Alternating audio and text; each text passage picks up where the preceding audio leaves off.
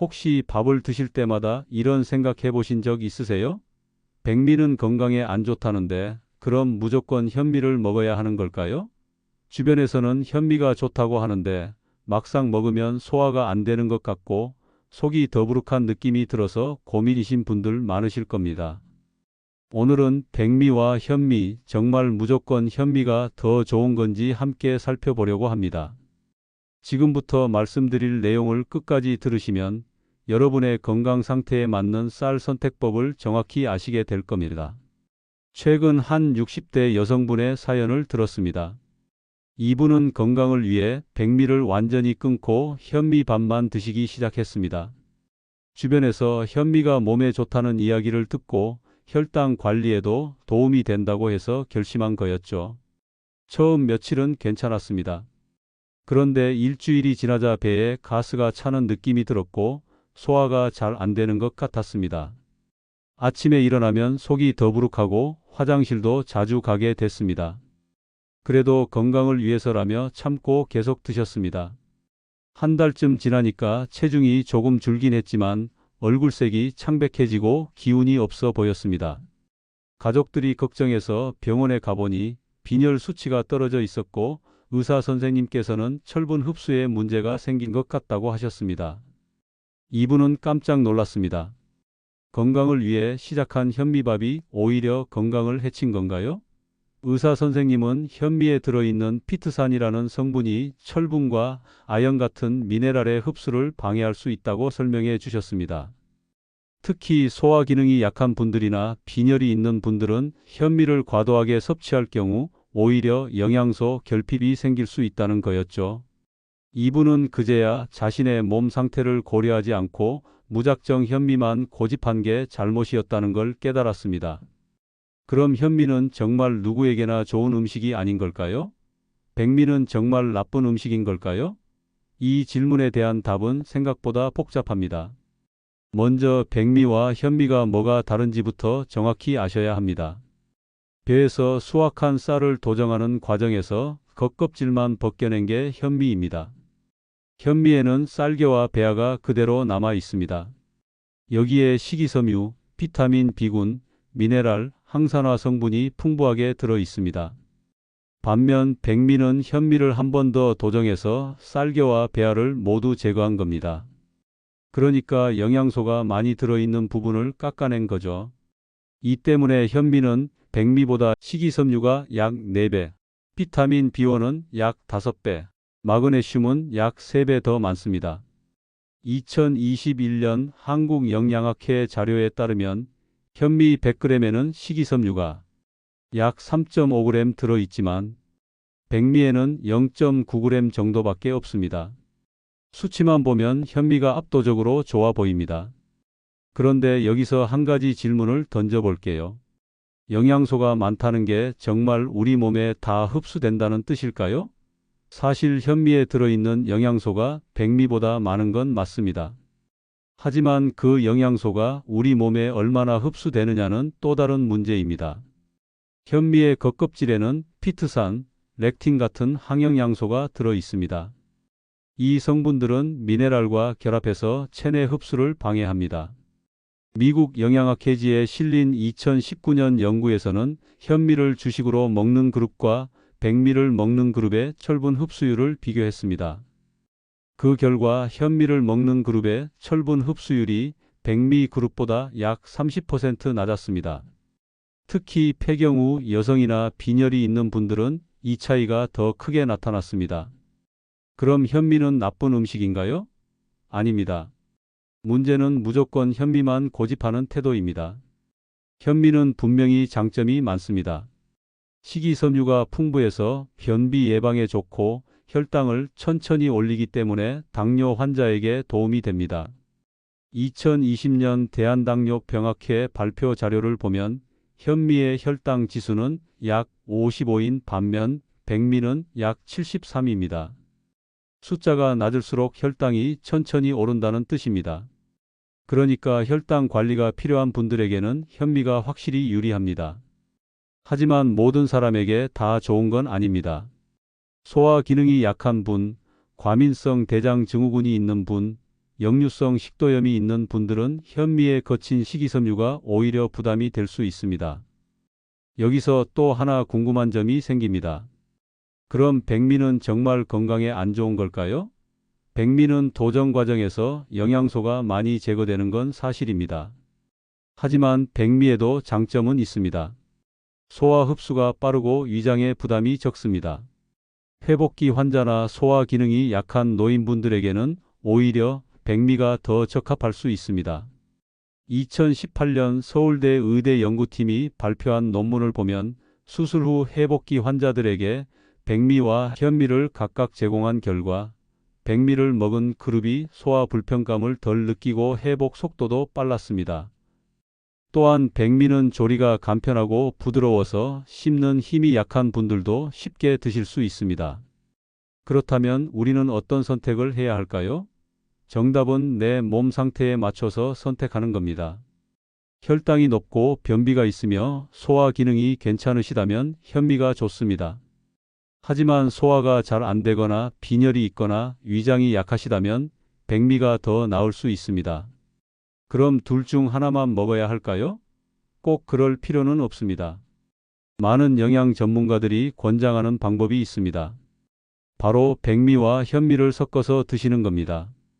처음에는 백미 80%, 현미 20%로 시작해서 점차 현미 비율을 늘려가는 방법입니다. 이렇게 하면 소화 부담도 줄이면서 영양소도 보충할 수 있습니다. 한 가지 더 알아두실 게 있습니다. 현미를 드실 때는 충분히 불려서 조리하는 게 중요합니다.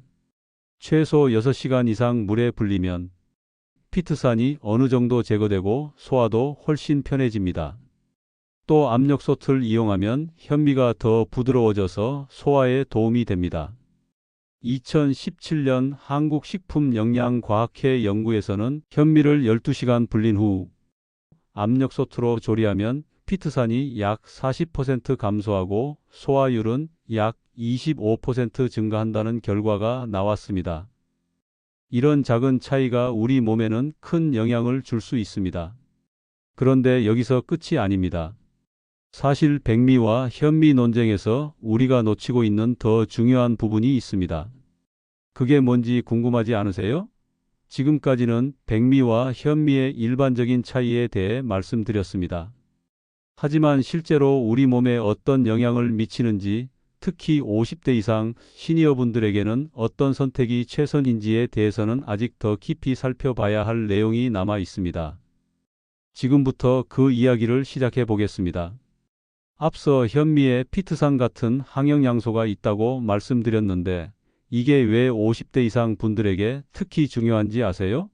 나이가 들면 우리 몸의 소화 흡수 능력이 자연스럽게 떨어집니다.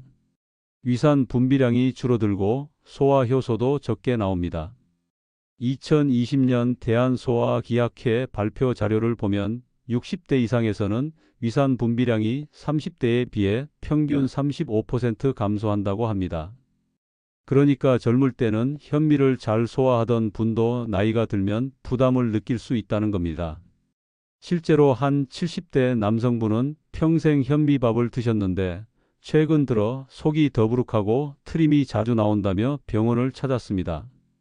검사 결과 위축성 위염이 진행되고 있었고 의사는 현미보다는 소화가 잘 되는 백미나 잡곡밥을 권했습니다. 이 이야기를 들으시면 이런 생각이 드실 수 있습니다. 그럼 나이 들면 현미는 아예 먹지 말아야 하나요? 그건 아닙니다. 다만 먹는 방식을 조절해야 한다는 겁니다. 현미를 오래 불리고 압력솥으로 푹 익히고 백미와 섞어서 드시면 됩니다. 그리고 한 번에 많이 드시지 말고 적당량을 천천히 씹어서 드시는 게 중요합니다. 식사 시간도 중요합니다. 저녁보다는 아침이나 점심에 현미를 드시면 소화 부담이 덜합니다. 왜냐하면 낮에는 활동량이 많아서 소화 기능도 더 활발하기 때문입니다. 하지만 저녁에 현미를 많이 드시면 밤새 소화가 안 되어 속이 불편할 수 있습니다. 여기서 한 가지 더 짚고 넘어가야 할 부분이 있습니다. 현미의 혈당 조절 효과 때문에 당뇨 환자분들이 무조건 현미만 드시는 경우가 있는데 이것도 주의가 필요합니다. 물론 현미는 백미보다 혈당을 천천히 올립니다. 하지만 현미만 고집하다가 영양 불균형이 생기면 오히려 건강에 해로울 수 있습니다. 2019년 대한영양사협회 권고안을 보면 당뇨 환자도 현미와 백미를 적절히 섞어서 드시고 다양한 식품을 골고루 섭취하는 게 중요하다고 합니다. 실제로 한 당뇨 환자분은 현미만 먹다가 근육량이 줄고 기력이 떨어져서 영양사 상담 후 백미와 현미를 7대3으로 섞고 단백질 반찬을 늘렸더니 혈당도 안정되고 체력도 회복됐다고 합니다. 또 하나 중요한 사실이 있습니다. 현미에는 비소가 백미보다 많이 들어있을 수 있다는 겁니다.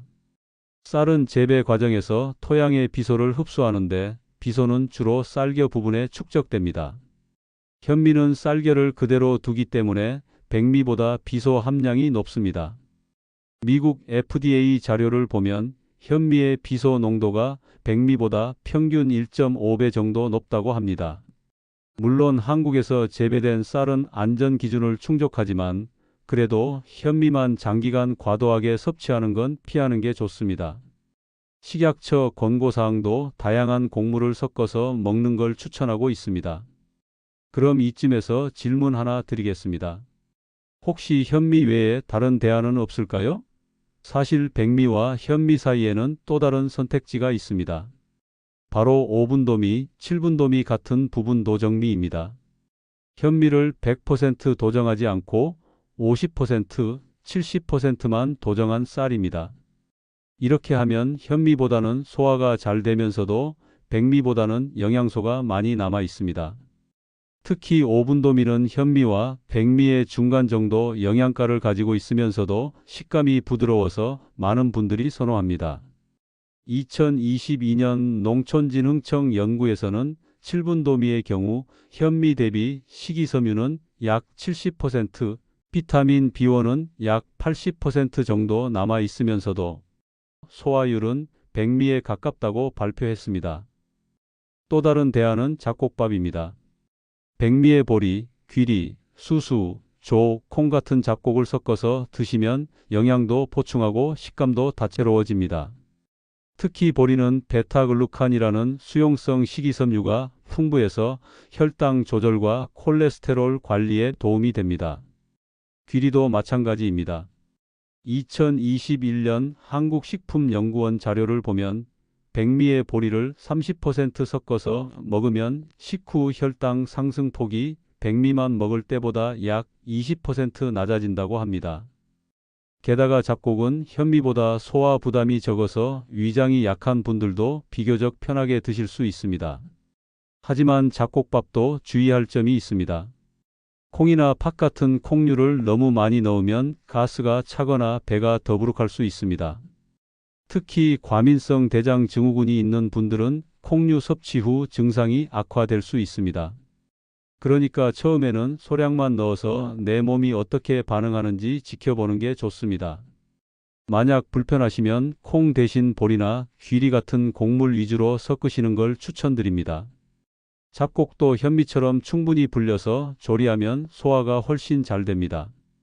최소 4시간 이상 물에 불렸다가 밥을 지으면 식감도 부드럽고 영양소 흡수도 좋아집니다. 그런데 지금까지 말씀드린 내용을 들으시면서 이런 생각이 드셨을 수도 있습니다. 그럼 결국 뭘 먹어야 하는 거죠? 백미도 좋고 현미도 좋고 잡곡도 좋고 부분도정미도 좋다는데 도대체 어떻게 선택해야 할까요? 이 질문에 대한 명확한 답은 사실 여러분의 현재 건강 상태에 달려 있습니다. 혈당이 높으신 분, 변비가 심한 분, 체중 감량이 필요한 분이라면 현미나 잡곡밥이 유리합니다. 하지만 소화가 잘 안 되는 분, 빈혈이 있는 분, 역류성 식도염이나 이염이 있는 분이라면 백미나 부분도정미가 더 적합합니다. 그리고 건강한 분이라도 매 끼니 같은 쌀만 고집하기보다는 다양하게 바꿔가며 드시는 게 좋습니다. 예를 들어볼까요? 아침에는 소화가 잘 되는 백미나 7분도미로 가볍게 드시고 점심에는 백미의 잡곡을 조금 섞어서 드시고 저녁에는 다시 부담 없는 백미로 드시는 식입니다. 이렇게 하면 영양도 골고루 챙기면서 소화 부담도 줄일 수 있습니다. 또 주중에는 현미나 잡곡밥을 드시고 주말에는 백미를 드시는 방식도 좋습니다.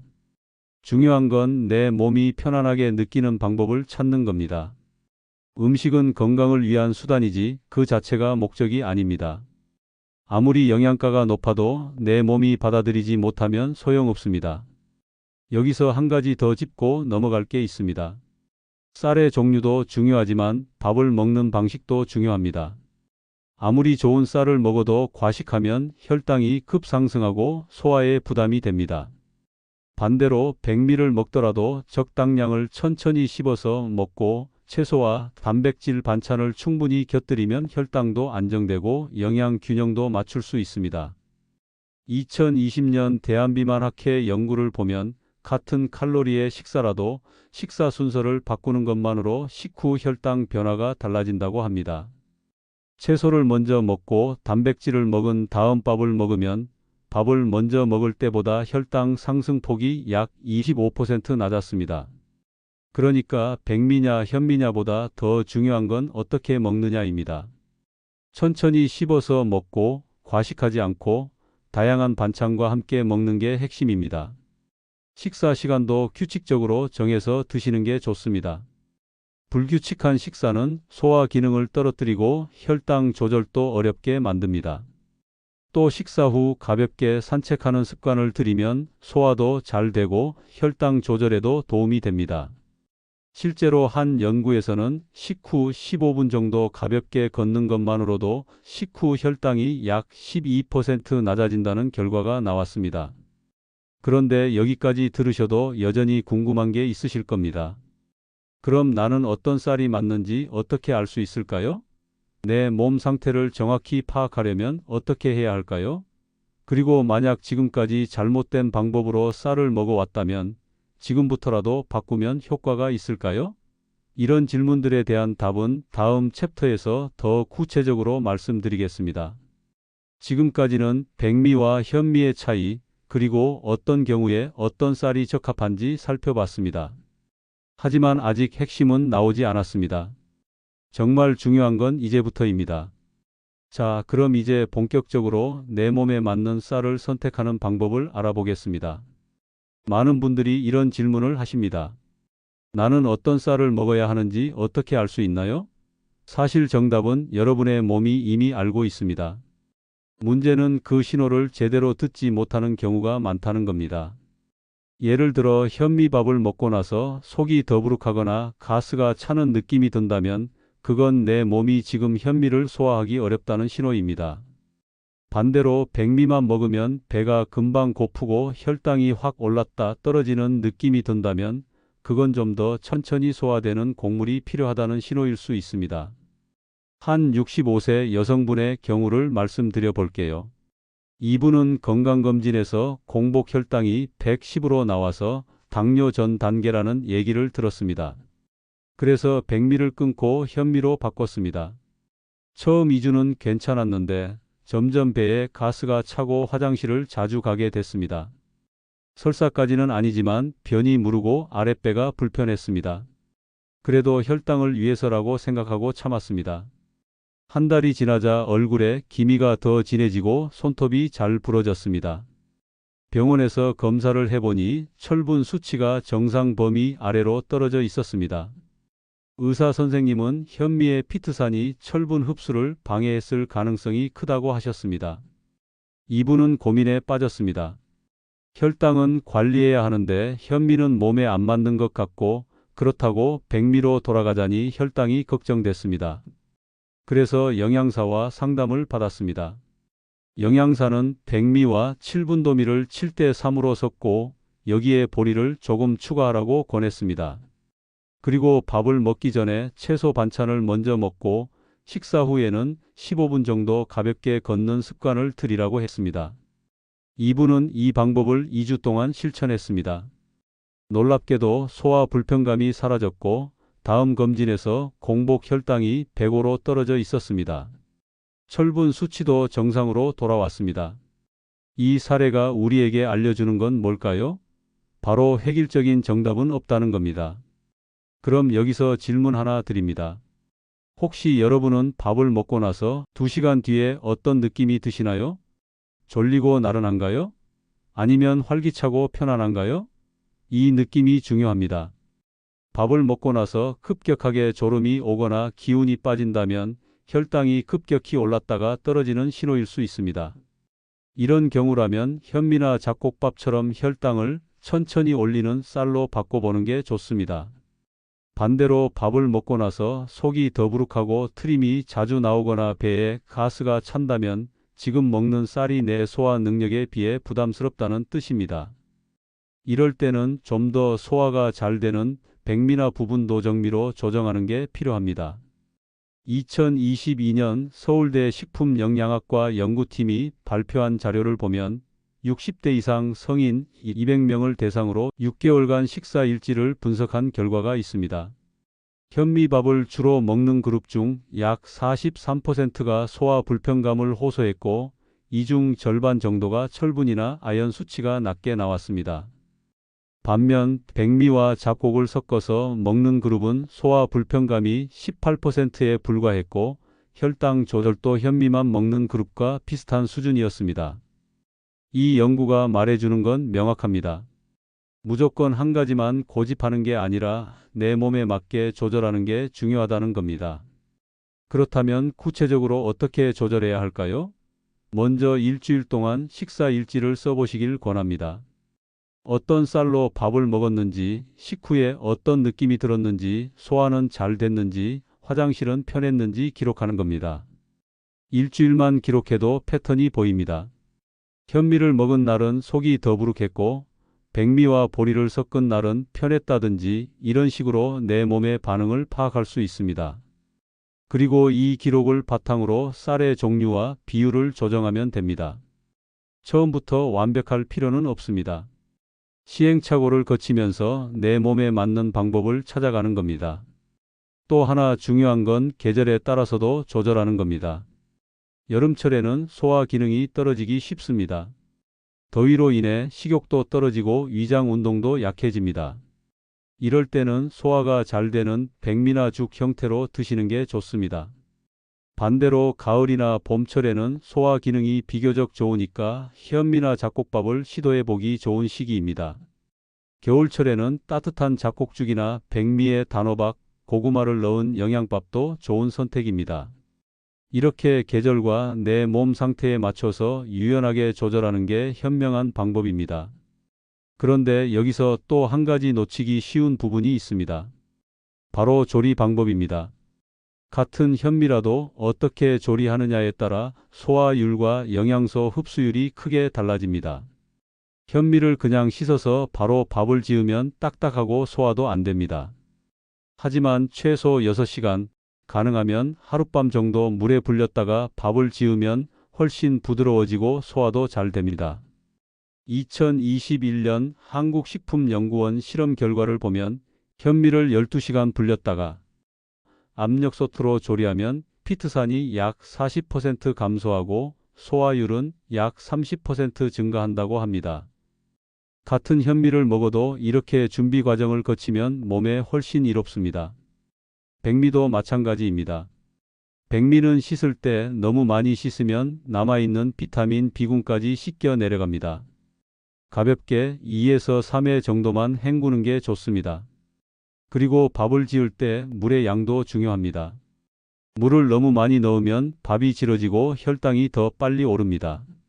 적당한 물량으로 밥을 지어서 식감을 살리는 게 좋습니다. 또 밥을 지을 때 다시마나 들기름을 조금 넣으면 풍미도 좋아지고 영양도 보충됩니다. 이런 작은 차이들이 쌓이면 건강에 큰 영향을 미칩니다. 여기까지 들으시면 이런 생각이 드실 수 있습니다. 그럼 결국 나한테 맞는 쌀을 찾았다 치고 그 다음에는 뭘 해야 하나요? 쌀만 바꾸면 건강해지는 건가요? 물론 아닙니다. 쌀은 식사의 한 부분일 뿐입니다. 아무리 좋은 쌀을 먹어도 반찬이 짜고 기름지면 소용없습니다. 밥과 함께 먹는 반찬의 균형이 중요합니다. 채소 반찬을 충분히 먹고 양질의 단백질을 섭취하고 나트륨은 줄이고 건강한 지방을 적당히 먹는 게 기본입니다. 밥은 그 중심에 있는 탄수화물 공급원일 뿐입니다. 실제로 한 70대 남성분은 현미밥으로 바꾸고 열심히 운동도 했지만 혈당이 잘 떨어지지 않았습니다. 알고 보니 반찬으로 짠 김치찌개와 간장에 졸인 반찬을 자주 드셨고 과일도 식사 후마다 드셨습니다. 영양사 상담 후 반찬의 간을 줄이고 과일은 하루 한 번 적당량만 먹도록 조절했더니 2개월 만에 당화 혈색소가 7.2에서 6.5로 떨어졌습니다. 이 사례가 보여주는 건 쌀의 종류도 중요하지만 전체 식단의 균형이 더 중요하다는 겁니다. 아무리 좋은 현미를 먹어도 나머지 식사가 불균형하면 건강 효과는 제한적입니다. 그럼 여기서 한 가지 더 짚고 넘어갈 게 있습니다. 혹시 여러분은 밥을 얼마나 천천히 드시나요? 많은 분들이 밥을 급하게 드십니다. 특히 혼자 식사할 때는 10분도 안 걸려서 한 끼를 해치우는 경우가 많습니다. 하지만 이게 문제입니다. 밥을 빨리 먹으면 포만감을 느끼기 전에 과식하게 되고 혈당도 급격히 오릅니다. 2019년 일본 규슈 대학 연구팀이 발표한 논문을 보면 같은 식사를 5분 만에 먹은 그룹과 20분에 걸쳐 먹은 그룹을 비교했습니다. 빨리 먹은 그룹은 식후 혈당이 평균 152까지 올랐지만 천천히 먹은 그룹은 128에 머물렀습니다. 약 24포인트 차이입니다. 그러니까 같은 밥을 먹어도 천천히 씹어서 먹으면 혈당 조절에 훨씬 유리합니다. 한 입에 20에서 30번 정도 씹는다는 마음으로 드시면 좋습니다. 처음에는 힘들어도 습관이 되면 자연스러워집니다. 또 천천히 먹으면 소화도 잘 되고 포만감도 빨리 느껴져서 과식을 막을 수 있습니다. 실제로 한 60대 여성분은 식사 시간을 15분에서 25분으로 늘렸더니 식사량은 줄었는데 배부름은 더 오래 유지됐다고 합니다. 3개월 후 체중이 3kg 줄었고 공복 혈당도 안정됐습니다. 그렇다면 이쯤에서 궁금한 게 하나 더 생깁니다. 지금까지 잘못된 방법으로 쌀을 먹어왔다면 지금부터라도 바꾸면 효과가 있을까요? 이미 혈당이 높거나 소화가 안 좋은 상태인데 쌀만 바꾼다고 달라질까요? 이 질문에 대한 답은 다음 챕터에서 구체적으로 말씀드리겠습니다. 지금까지는 내 몸에 맞는 쌀을 찾는 방법과 조리법, 그리고 식사 방법의 중요성을 알아봤습니다. 하지만 정말 중요한 건 이제부터입니다. 실제로 얼마나 빨리 효과를 볼 수 있는지, 그리고 주의해야 할 함정은 무엇인지 지금부터 그 이야기를 시작하겠습니다. 자, 이제 가장 중요한 질문에 답할 시간입니다. 지금부터 쌀을 바꾸면 정말 효과를 볼 수 있을까요? 결론부터 말씀드리면 예, 가능합니다. 하지만 생각보다 빠른 효과를 기대하시면 안 됩니다. 우리 몸은 기계가 아닙니다. 오랜 시간 형성된 식습관과 대사 패턴이 있기 때문에 변화에는 시간이 필요합니다. 일반적으로 식단을 바꾸고 나서 최소 2주에서 4주 정도는 지나야 몸이 적응하고 변화가 느껴집니다. 혈당 같은 지표는 3개월 정도 지속해야 의미 있는 변화를 확인할 수 있습니다. 그러니까 일주일 정도 현미밥을 먹고 혈당이 안 떨어진다고 포기하시면 안 됩니다. 한 68세 남성분의 사례를 말씀드리겠습니다. 이분은 당뇨 진단을 받고 약을 복용하고 있었습니다. 공복 혈당이 평균 135 정도였고 당화 혈색소는 7.8이었습니다. 의사 선생님이 식단 조절을 권해서 백미를 끊고 현미와 잡곡밥으로 바꿨습니다. 하지만 첫 2주는 오히려 더 힘들었습니다. 속이 더부룩하고 화장실을 자주 갔습니다. 이분은 이게 맞나 싶어서 포기하고 싶었습니다. 하지만 영양사와 상담 후 현미 비율을 줄이고 백미와 7대3으로 섞었습니다. 그리고 밥을 오래 불려서 압력솥으로 조리했습니다. 이렇게 조절하니 소화 불편감이 줄었습니다. 한 달이 지나자 변화가 느껴지기 시작했습니다. 식후에 졸음이 덜 오고 컨디션이 좀 나아진 것 같았습니다. 2달째 되니 체중이 2kg 줄었고 공복 혈당이 평균 120 정도로 떨어졌습니다.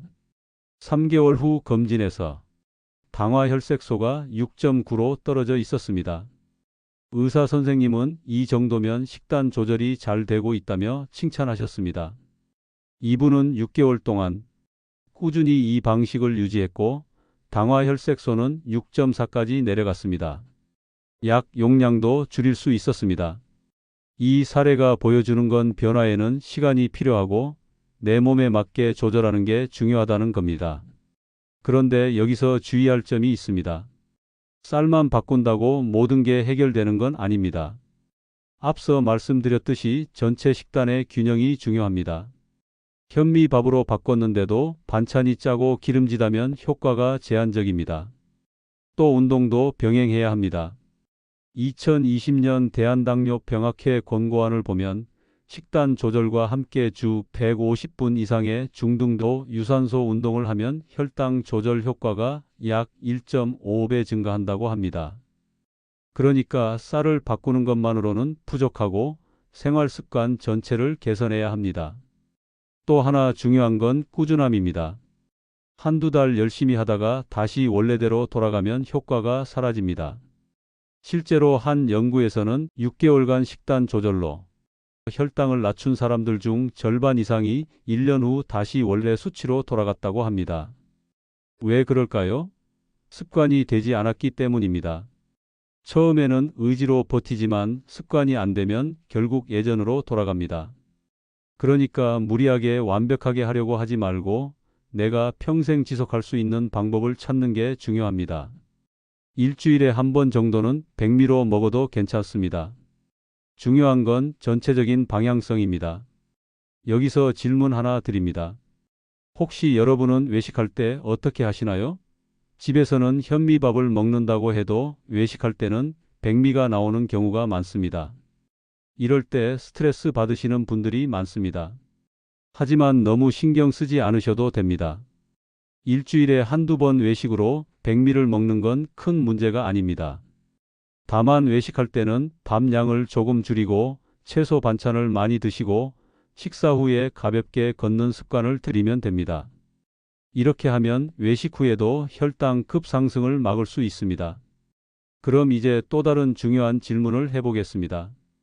혹시 약을 복용하고 계신 분들은 어떻게 해야 할까요? 당뇨약이나 혈압약을 드시는 분들이 식단을 바꾸면 약 용량을 조절해야 할 수도 있습니다. 특히 혈당 강화제를 복용하시는 분들은 현미나 잡곡밥으로 바꾸면 혈당이 떨어져서 저혈당이 올 수도 있습니다.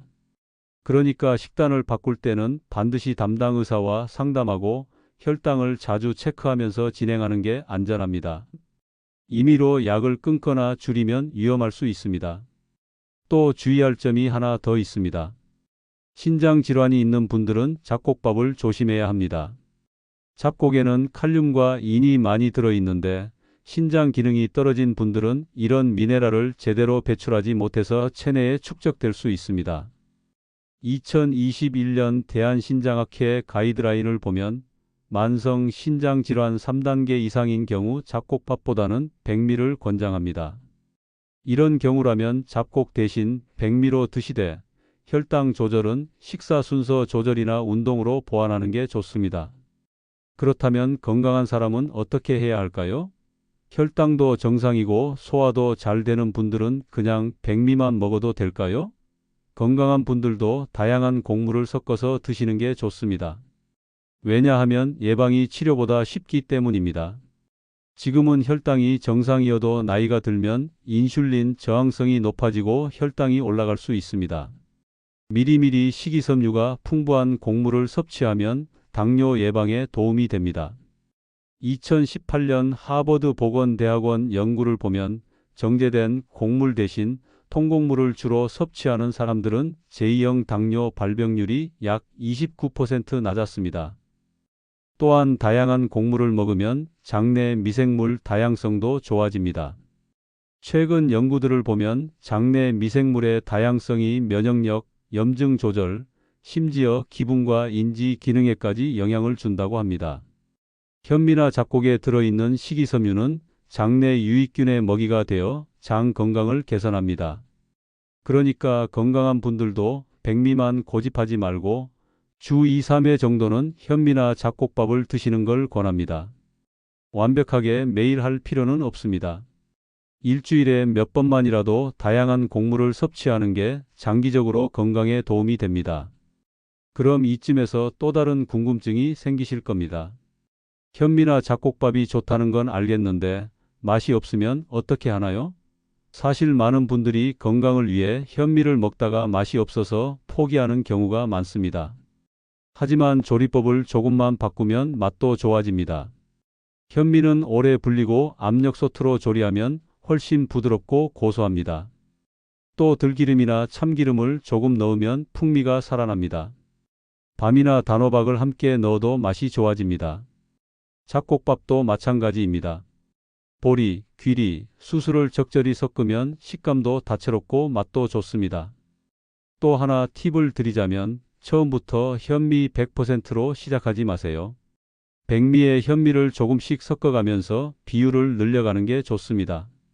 처음에는 백미 80, 현미 20 정도로 시작해서 익숙해지면 백미 70, 현미 30으로 늘리고 최종적으로 백미 50, 현미 50까지 가는 겁니다. 이렇게 점진적으로 바꾸면 맛에도 적응하고 소화에도 무리가 없습니다. 급하게 바꾸려다가 적응 못하고 포기하는 것보다 천천히 바꿔서 평생 지속하는 게 훨씬 낫습니다. 그런데 여기까지 들으셔도 여전히 궁금한 게 남아 있으실 겁니다. 그럼 결국 백미와 현미 정답은 뭔가요? 무조건 현미가 좋은 건가요? 아니면 백미도 괜찮은 건가요? 이 질문에 대한 명확한 답은 사실 하나가 아닙니다. 상황과 사람에 따라 다릅니다. 혈당이 높고 체중 감량이 필요한 분에게는 현미가 유리합니다. 하지만 소화가 약하고 빈혈이 있는 분에게는 백미가 더 나을 수 있습니다. 회복기 환자에게는 백미가 적합하고 건강한 젊은 사람에게는 현미나 잡곡이 좋습니다. 그러니까 정답은 내 몸 상태에 맞는 선택입니다. 여기서 한 가지 더 말씀드리고 싶은 게 있습니다. 우리는 종종 음식을 선택할 때 너무 완벽하려고 합니다. 현미가 좋다고 하면 무조건 현미만 먹고 백미가 나쁘다고 하면 절대 먹지 않으려고 합니다. 하지만 이런 극단적인 접근은 오래 지속되기 어렵습니다. 건강한 식습관은 완벽함이 아니라 균형과 지속 가능성에서 나옵니다. 평소에는 현미나 잡곡밥을 먹다가 가끔 외식에서 백미를 먹어도 괜찮습니다. 중요한 건 전체적인 패턴입니다. 일주일에 한두 번 백미를 먹는다고 해서 건강이 망가지지 않습니다.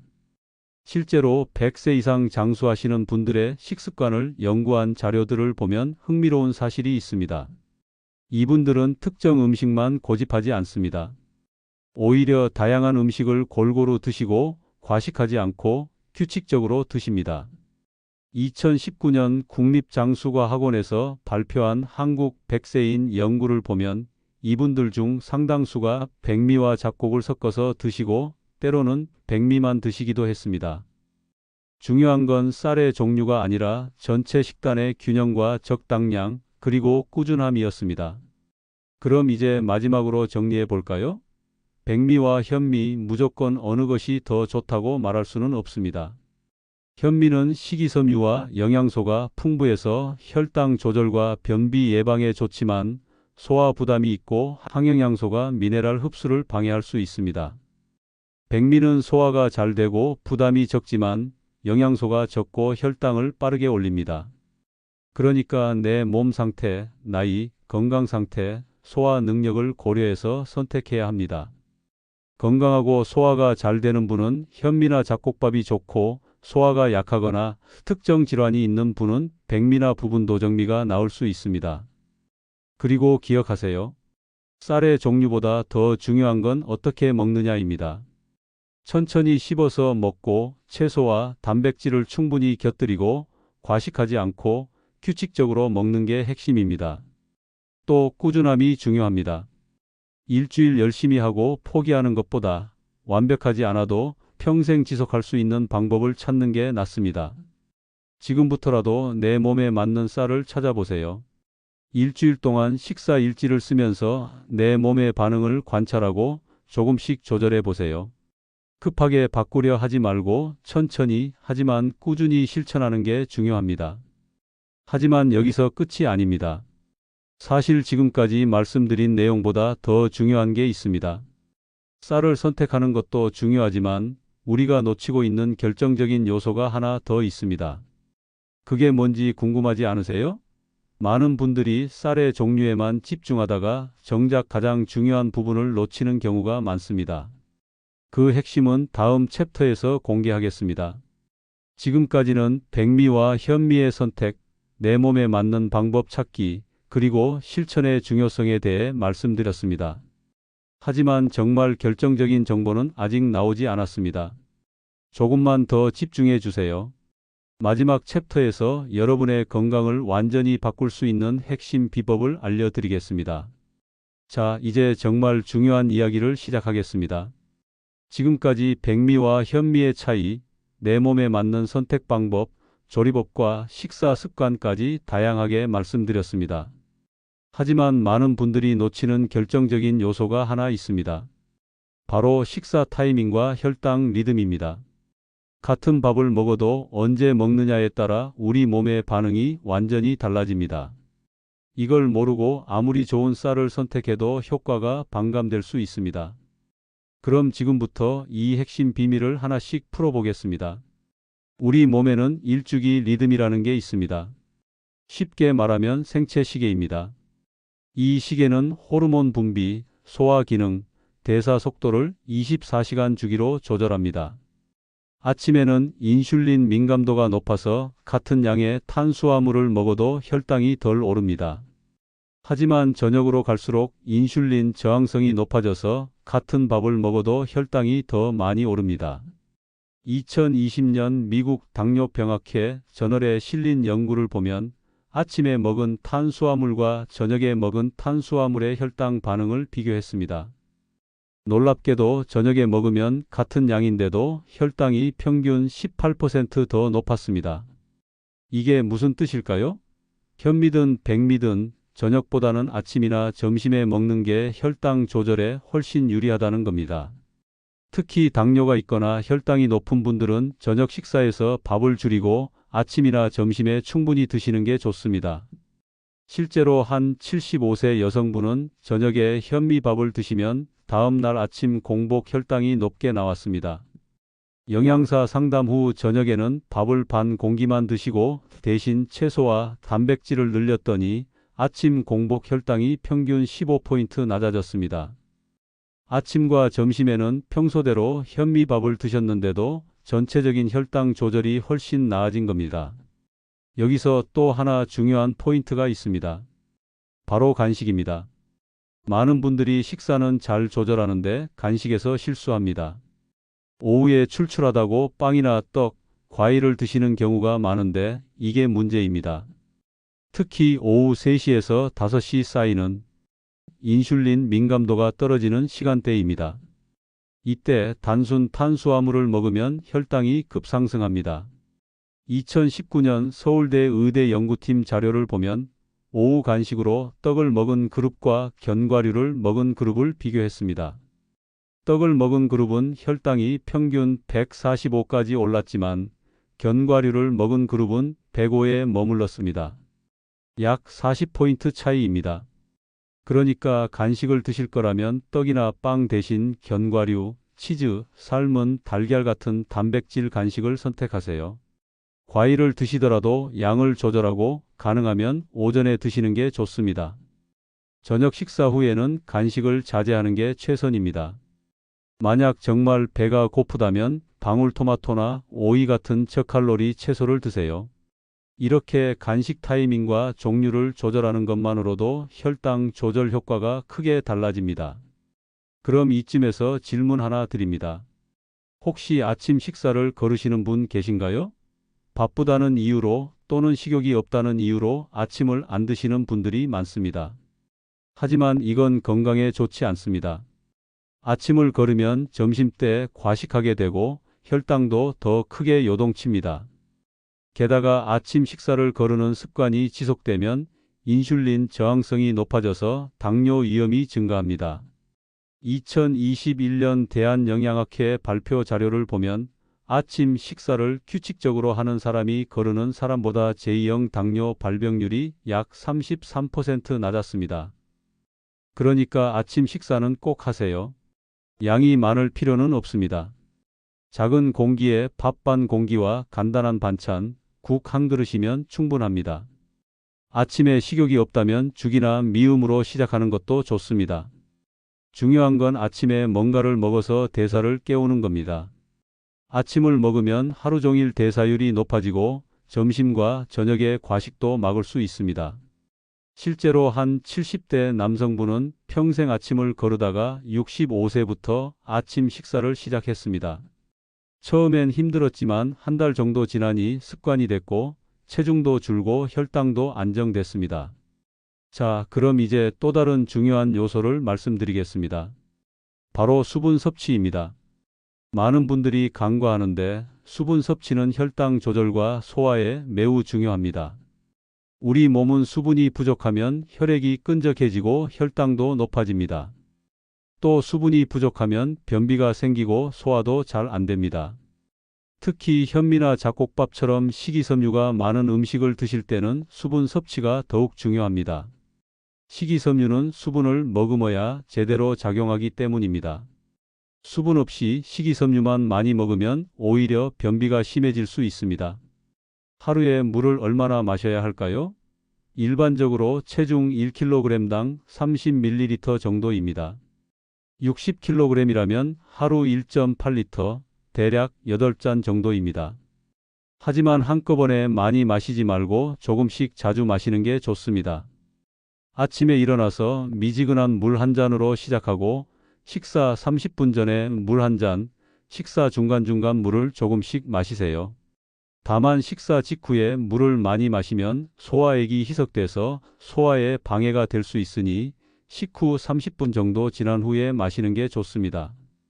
여기서 또 하나 알아두실 게 있습니다. 커피나 녹차 같은 카페인 음료는 이뇨 작용을 해서 수분을 배출시킵니다. 그러니까 커피를 마셨다면 그만큼 물도 더 마셔야 합니다. 또 나이가 들면 갈증을 덜 느끼게 됩니다. 목이 마르지 않아도 규칙적으로 물을 마시는 습관을 들이세요. 물병을 눈에 보이는 곳에 두고 시간마다 한 모금씩 마시는 것도 좋은 방법입니다. 수분 섭취만 잘해도 변비가 개선되고 혈당도 안정되고 피부도 좋아집니다. 그럼 이제 마지막 핵심 요소를 말씀드리겠습니다. 바로 식후 활동입니다. 식사 후에 바로 눕거나 앉아 있으면 혈당이 급상승합니다. 하지만 식후에 가볍게 움직이면 혈당 상승을 막을 수 있습니다. 거창한 운동이 아니어도 됩니다. 식후 10분에서 15분 정도 천천히 걷는 것만으로도 충분합니다. 2022년 대한당뇨병학회 연구를 보면 식후 15분 동안 가볍게 걷는 것만으로도 식후 혈당이 평균 12% 낮아진다고 합니다. 이건 현미를 먹는 것만큼이나 효과적입니다. 실제로 한 68세 남성분은 식후 산책 습관을 들였더니 놀라운 변화를 경험했습니다. 이분은 당뇨약을 복용하고 있었고 공복 혈당이 130 정도였습니다. 식단은 이미 잘 조절하고 있었는데 혈당이 잘 떨어지지 않았습니다. 그러다 식후 산책을 시작했습니다. 매 식사 후 15분씩 하루 3번 산책했습니다. 2주가 지나자 식후 혈당이 눈에 띄게 안정됐고 한 달 후 공복 혈당이 115로 떨어졌습니다. 3개월 후에는 당화 혈색소가 7.2에서 6.5로 내려갔습니다. 약도 줄일 수 있었습니다. 이 사례가 보여주는 건 식후 활동의 힘입니다. 현미나 백미 같은 쌀의 종류도 중요하지만 식후에 어떻게 행동하느냐가 혈당 조절에 결정적인 영향을 줍니다. 식후 바로 눕지 마세요. 설거지를 하든 집안을 가볍게 정리하든 천천히 걷든 뭐라도 움직이세요. 몸을 움직이면 근육이 포도당을 에너지로 사용하면서 혈당을 낮춥니다. 이건 약이나 식단 조절만큼이나 강력한 방법입니다. 그리고 돈도 안 들고 부작용도 없습니다. 여기까지 들으시면 이제 전체 그림이 보이실 겁니다. 백미냐 현미냐의 문제는 사실 퍼즐의 한 조각일 뿐입니다. 진짜 중요한 건 전체 그림입니다. 내 몸에 맞는 쌀을 선택하고 올바른 조리법으로 준비하고 적절한 타이밍에 먹고 천천히 씹어서 먹고 충분한 수분을 섭취하고 식후에 가볍게 움직이는 것. 이 모든 요소가 조화롭게 어우러져야 건강한 식습관이 완성됩니다. 어느 하나만 완벽하게 한다고 해서 되는 게 아닙니다. 그럼 이쯤에서 또 질문을 드립니다. 혹시 지금까지 말씀드린 내용이 너무 많아서 부담스러우신가요? 한꺼번에 다 하려고 하면 힘듭니다. 완벽하게 하려다가 포기하는 것보다 하나씩 천천히 바꿔가는 게 낫습니다. 이번 주에는 식사 시간을 규칙적으로 만드는 데 집중하고 다음 주에는 천천히 먹는 연습을 하고 그 다음 주에는 식후 산책을 시작하는 시기입니다. 이렇게 하나씩 추가하다 보면 어느새 건강한 습관이 자리 잡습니다. 그리고 기억하세요. 실수해도 괜찮습니다. 어제 과식했다고 저녁에 간식을 먹었다고 자책하지 마세요. 중요한 건 오늘부터 다시 시작하는 겁니다. 건강한 식습관은 완벽함이 아니라 꾸준함에서 나옵니다. 80%만 잘해도 충분합니다. 나머지 20%는 여유롭게 즐기세요. 그래야 평생 지속할 수 있습니다. 스트레스 받으면서 억지로 하는 건강 관리는 오래가지 못합니다. 즐기면서 자연스럽게 할 수 있는 방법을 찾으세요. 그렇다면 이제 마지막 질문입니다. 정말로 지금부터 시작하면 달라질 수 있을까요? 이미 나이도 들고 오랫동안 잘못된 습관을 유지해 왔는데 지금 바꿔서 효과가 있을까요? 답은 예입니다. 언제든 시작할 수 있고 언제든 변화를 만들 수 있습니다. 70대, 80대의 식습관을 바꿔서 건강을 회복한 사례가 수없이 많습니다. 중요한 건 시작하는 겁니다. 오늘부터, 지금부터 시작하세요. 완벽하지 않아도 괜찮습니다. 작은 변화부터 시작하세요. 그 작은 변화가 모여서 큰 결과를 만듭니다. 지금까지 정말 놓치기 쉬운 핵심들을 말씀드렸습니다. 쌀의 종류뿐만 아니라 식사 타이밍, 수분 섭취, 식후 활동까지 이 모든 것이 어우러져야 진짜 효과를 볼 수 있습니다. 하지만 아직 한 가지 더 말씀드릴 게 남았습니다. 바로 스트레스 관리입니다. 많은 분들이 간과하는데 스트레스는 혈당에 직접적인 영향을 줍니다. 스트레스를 받으면 코르티솔이라는 호르몬이 분비되는데 이 호르몬은 혈당을 올립니다. 아무리 식단을 잘 조절해도 스트레스가 심하면 혈당이 요동칩니다.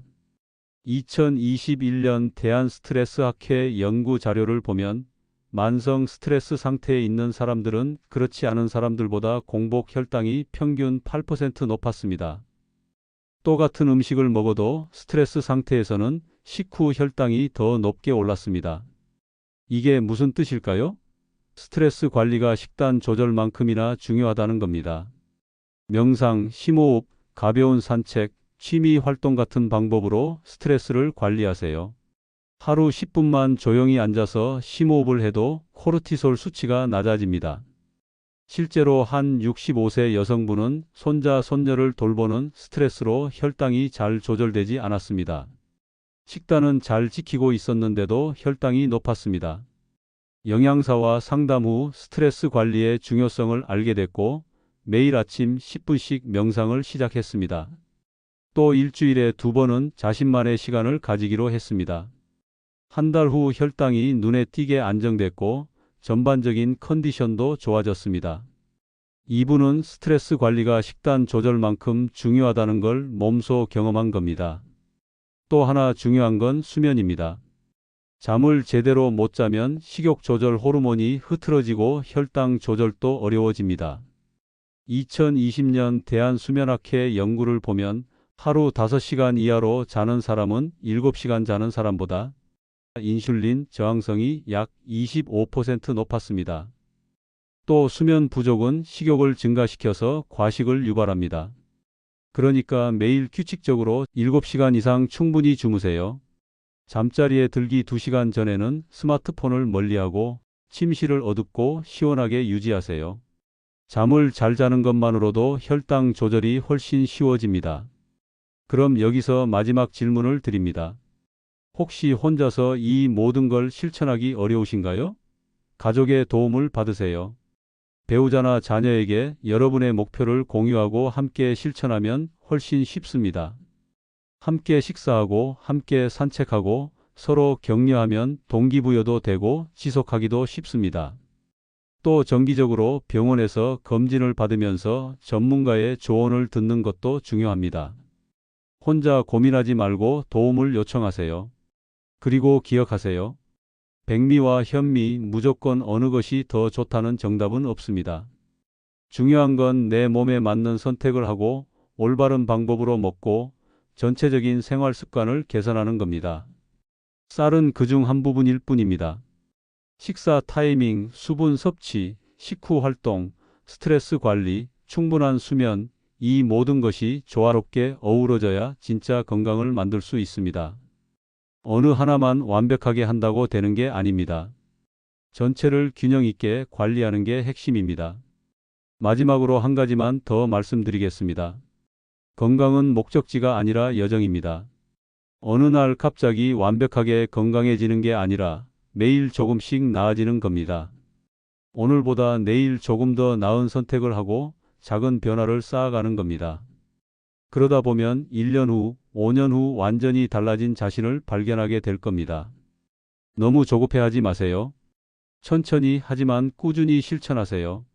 그게 가장 확실한 방법입니다. 혹시 지금 이 순간 뭔가 결심이 서신 분 계신가요? 그렇다면 오늘부터 바로 시작하세요. 오늘 저녁 식사는 백미의 보리를 조금 섞어보세요. 식후에 10분만 천천히 걸어보세요. 물을 조금 더 마셔보세요. 이렇게 작은 실천 하나씩이 쌓이면 건강이 됩니다. 완벽하지 않아도 괜찮습니다. 80%만 해도 충분합니다. 중요한 건 시작하는 겁니다. 지금 이 순간부터 시작하세요. 여러분의 건강한 미래는 오늘의 작은 선택에서 시작됩니다. 지금까지 백미와 현미에 대한 모든 것을 살펴봤습니다. 이제 핵심 내용을 정리하고 실천 방법을 말씀드리겠습니다. 먼저 기억하셔야 할 핵심은 이겁니다. 백미와 현미 무조건 어느 것이 더 좋다고 할 수 없습니다. 현미는 식이섬유와 비타민, 미네랄이 풍부해서 혈당 조절과 변비 예방에 도움이 됩니다. 하지만 소화 부담이 있고 피트산 같은 항영양소가 미네랄 흡수를 방해할 수 있습니다. 백미는 소화가 잘 되고 위장에 부담이 적지만 영양소가 적고 혈당을 빠르게 올립니다. 그러니까 정답은 내 몸 상태에 맞는 선택입니다. 혈당이 높고 변비가 있으며 소화 기능이 괜찮으시다면 현미나 잡곡밥이 좋습니다. 하지만 소화가 약하거나 빈혈이 있거나 위장 질환이 있으시다면 백미나 부분 도정미가 더 적합합니다. 무조건 한 가지만 고집하지 말고 백미와 현미를 섞어서 드시거나 상황에 따라 바꿔가며 드시는 게 현명합니다. 처음에는 백미 80%, 현미 20%로 시작해서 점차 비율을 조절해 보세요. 그리고 쌀의 종류만큼 중요한 게 조리 방법입니다. 현미는 최소 6시간 이상 물에 불렸다가 압력솥으로 조리하세요. 이렇게 하면 피트산이 감소하고 소화율이 높아집니다. 백미는 너무 많이 씻지 말고 2, 3회 정도만 가볍게 헹구세요. 물의 양도 적절하게 조절해서 밥알이 살아있게 지으세요. 조리 시 들기름이나 다시마를 넣으면 영양과 풍미가 더해집니다. 식사 방법도 중요합니다. 천천히 한 입에 20에서 30번 정도 씹어서 드세요. 식사 시간은 최소 20분 이상 여유 있게 가지세요. 급하게 먹으면 과식하게 되고 혈당도 급상승합니다. 식사 순서도 신경 쓰세요. 채소 반찬을 먼저 먹고 단백질 반찬을 먹고 마지막에 밥을 드시면 혈당 조절에 훨씬 유리합니다. 이 순서만 바꿔도 식후 혈당이 약 25% 낮아질 수 있습니다. 식사 타이밍도 중요합니다. 같은 밥을 먹어도 아침이나 점심에 먹으면 저녁보다 혈당이 덜 오릅니다. 저녁 식사는 가볍게 하시고 밤 늦은 시간에 간식은 피하세요. 간식을 드시더라도 떡이나 빵 대신 견과류, 치즈, 삶은 달걀 같은 단백질 간식을 선택하세요. 과일은 가능하면 오전에 적당량만 드세요. 수분 섭취도 잊지 마세요. 하루 1.5리터에서 2리터 정도 조금씩 자주 마시세요. 식후에는 반드시 가볍게 움직이세요. 10분에서 15분 정도 천천히 걷거나 설거지를 하거나 집안을 가볍게 정리하세요. 식후 활동은 혈당을 낮추는 가장 간단하고 효과적인 방법입니다. 거창한 운동이 아니어도 됩니다. 몸을 움직이기만 하면 됩니다. 그리고 규칙적으로 7시간 이상 충분히 주무세요. 수면 부족은 식욕 조절 호르몬을 흐트러뜨리고 혈당 조절도 어렵게 만듭니다. 스트레스 관리도 빼놓을 수 없습니다. 스트레스는 혈당을 직접적으로 올립니다. 하루 10분이라도 명상, 심호흡, 산책 같은 방법으로 스트레스를 풀어주세요. 취미 활동이나 친구와의 만남도 좋습니다. 혼자 고민하지 말고 가족이나 친구에게 도움을 요청하세요. 함께하면 훨씬 쉽습니다. 그리고 정기적으로 병원에서 검진을 받으면서 전문가의 조언을 듣는 것도 중요합니다. 이제 오늘부터 실천할 수 있는 구체적인 방법을 말씀드리겠습니다. 첫째, 일주일 동안 식사 일지를 써보세요. 어떤 쌀을 먹었는지, 식후에 어떤 느낌이 들었는지 기록하세요.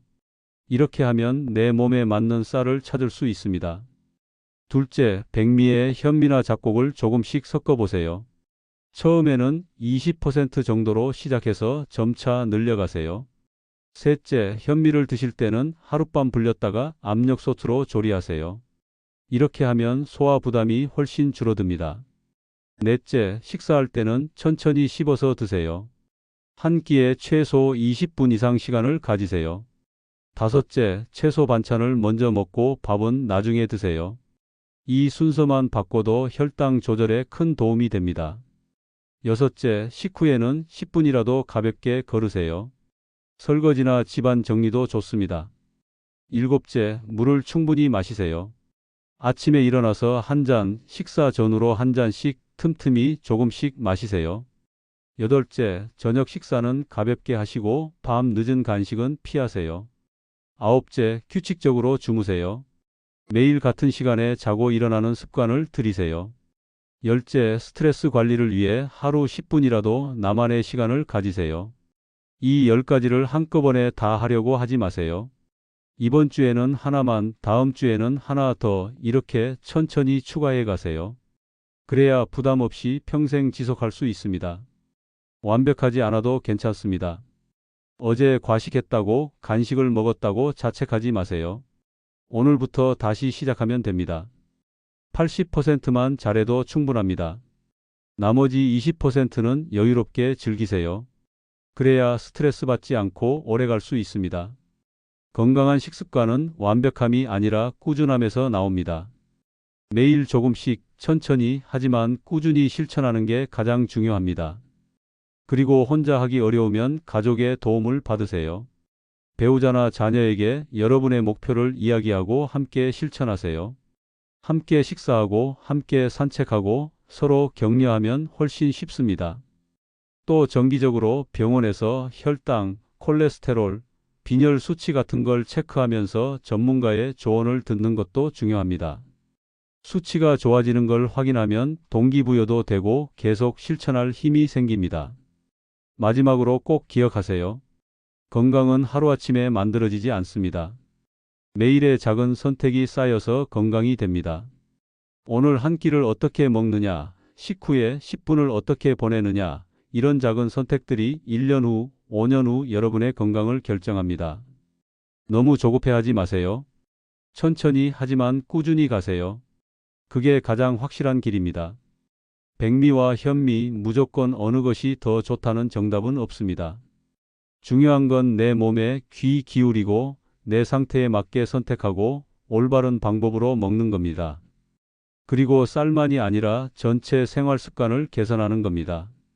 식사 타이밍, 식사 방법, 수분 섭취, 식후 활동, 스트레스 관리, 충분한 수면, 이 모든 게 어우러져야 진짜 건강을 만들 수 있습니다. 오늘부터 시작하세요. 완벽하게 하려고 하지 마세요. 작은 변화 하나부터 시작하세요. 오늘 저녁에 백미의 보리를 조금 섞어보세요. 식후에 10분만 천천히 걸어보세요. 물을 한 잔 더 마셔보세요. 이렇게 작은 실천이 쌓이면 건강이 됩니다. 여러분의 건강한 미래는 오늘의 작은 선택에서 시작됩니다. 지금 이 순간부터 시작하세요. 언제든 늦지 않았습니다. 본 영상의 건강 정보는 참고용이며 개인 상태와 체질에 따라 다를 수 있으니 건강 관리나 치료는 반드시 전문 의료진과 상담 후 진행하세요. 특히 약을 복용 중이시거나 특정 질환이 있으신 분들은 식단을 바꾸기 전에 담당 의사와 상담하시는 게 안전합니다. 혈당, 혈압, 신장 기능 등을 고려해서 전문가의 지도를 받으면서 진행하세요. 영상이 도움이 되셨다면 구독과 좋아요로 응원해 주세요. 여러분의 작은 관심이 더 좋은 건강 정보를 만드는 힘이 됩니다. 저희는 한결같은 마음으로 어르신들의 건강을 위해 노력하고 있습니다. 앞으로도 믿을 수 있고 실천 가능한 건강 정보를 꾸준히 전해드리겠습니다. 여러분 모두 건강하시고 행복한 하루 보내세요. 오늘도 건강한 선택으로 하루를 시작하시길 바랍니다. 감사합니다.